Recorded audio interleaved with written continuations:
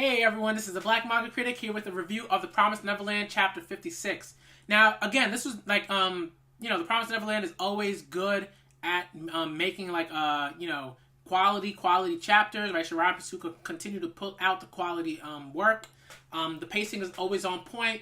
We always get bits of information that are not only interesting in terms of how we're sort of like reading the story or whatever, but just how the story sort of like moves, right? Like sometimes we can get info drops, right, where you have particular bits of information like that just don't do much for the progression of the plot, for the progression of a particular narrative or anything like that.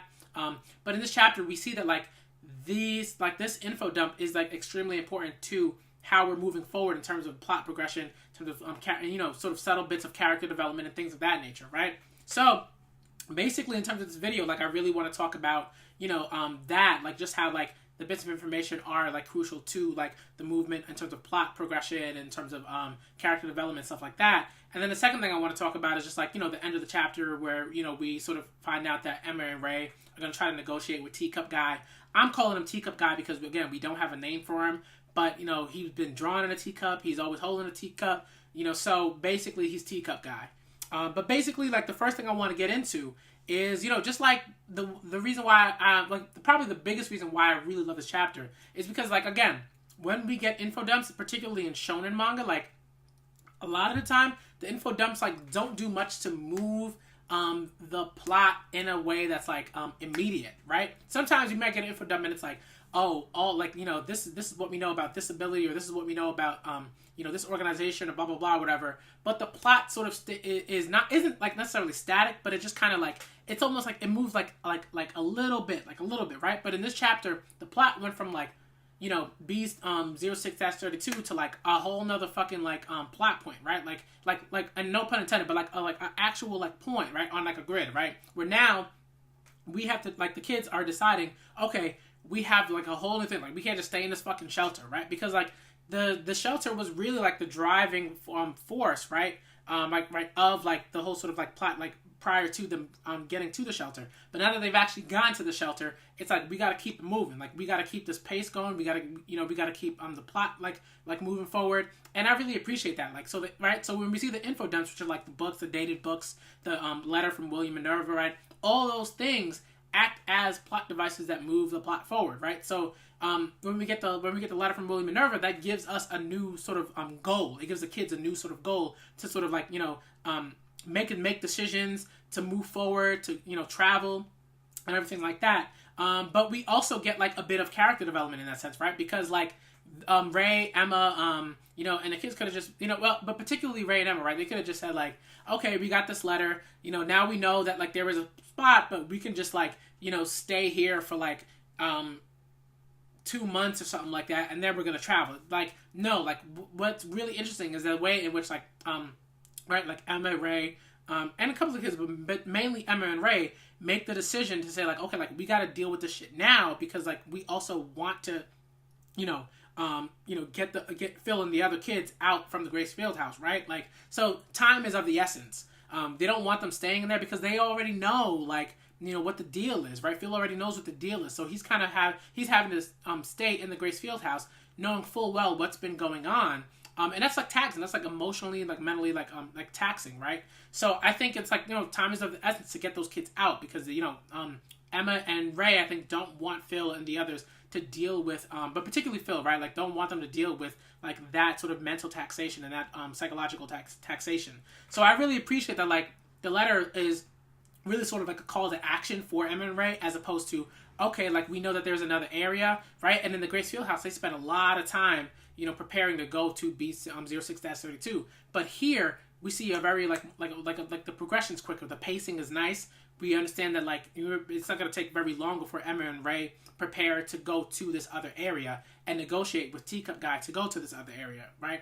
So the second thing that I really sort of wanted to get into, which was very interesting, was the negotiation. The fact that Emma is willing to even negotiate, right? Because I think in a lot of ways Emma sometimes is kind of willing to negotiate, but not really. When Emma particularly, let's say when Emma let's say maybe it's talking with Sister Crone or Isabella or something like that, right? they're just like, they were just people where she was just like, I'm not trying to fuck with these people. They are not good, you know, people. And I need to come up with my own plans with these other, you know, kids over here, so we can get the fuck out of this house, right? But like here, it's like the dynamic isn't the same, right? The like setting isn't the same. So in that way, like Emma sort of has to come up with different ways of negotiating, right? Because, and she understands it. That's what I love. It's not that like, you know, she's like super stubborn and she's like, okay, well, you know, I'm not going to negotiate with this guy because he tried to kill us and he's a bad guy and nothing like that. No, it's like she understands like pretty quickly, right? And Ray understands this as well, that like they don't have the time to like, you know, be stubborn and do the things the way that they were doing at the Grace Field House, because it was a different setting, it was a different environment. This is an environment where yes, there was a shelter, they could stay here for a while, but at the same time, like the kids at the Grace Field House aren't in the shelter, so, and they promised that they would go get them. So time is of the essence, and so Emma and Ray have to negotiate with Teacup Guy because Teacup Guy has this knowledge base that they simply don't have. That's what I like about this manga. Like, there's a way in which, like, you know, every bit of information that's introduced, right, shifts the sort of like mental like narrative of what the kids like have decided that they were going to do at a particular point, right? Like when they were in the caves, they didn't know about this next like point. So their whole goal was B06-32, right? Now that they're here, and they found this letter and like they know about all this sort of dated like evidence and stuff like that, right? Now their goal is a completely different thing, and they're moving quickly towards that sort of like goal, right? To achieve that goal, to get to this different place. So I really appreciate that, like, you know, Emma and Ray understand that time is of the essence, that they have to negotiate with this guy because he has information and that he's clearly experienced in terms of like traversing this world, right? The outside sort of world. So, you know, it's good. Like, it's good. It's a good progression. Like, right? We got a lot from this chapter. We got not only good information, but we got fucking, like, plot progression. Sometimes you'll have shonen manga where you get a whole lot of info dump, but no fucking plot progression. And sometimes that's fine, but, like, oftentimes it's not in the way that, like, you know, you want to feel like you didn't just, like, read, like, an instruction manual or, you know, something like that, right? Like when you're reading like a shonen manga chapter, you want to feel like things are moving, that things are moving forward, in a concrete way. And the Promised Neverland does that.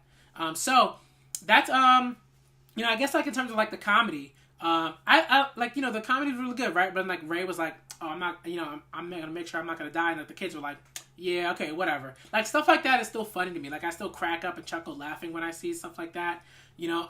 And when like the guy is like when Teacup Guy's like standing in front of like this little, like one of the little kids, and it's just like, oh my god. But it's also kind of funny at the same time because like this kid is so tiny and like she's just like, I don't know what to do.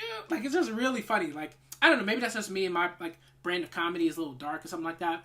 But I think that like that moment was like sort of like, you know, both like intense but also kind of comedic in a way, because it was just like, why are you still standing there? You gotta dip. And then right, because like immediately after that panel, the kids started dipping, right? So like stuff like that is funny to me, where it's like and then they just like start running. So I like the comedic bits. I love the way that Pazuka draws those comedic bits. They're always very, very funny. You know, like she really has a good way of like, right, like using like light, like color and like light, like in the black and white, and shades, and shadows and stuff like that, with like the sort of large panel with Teacup Guy and the little girl, right, to exude particular like emotional content, right? So it's good stuff.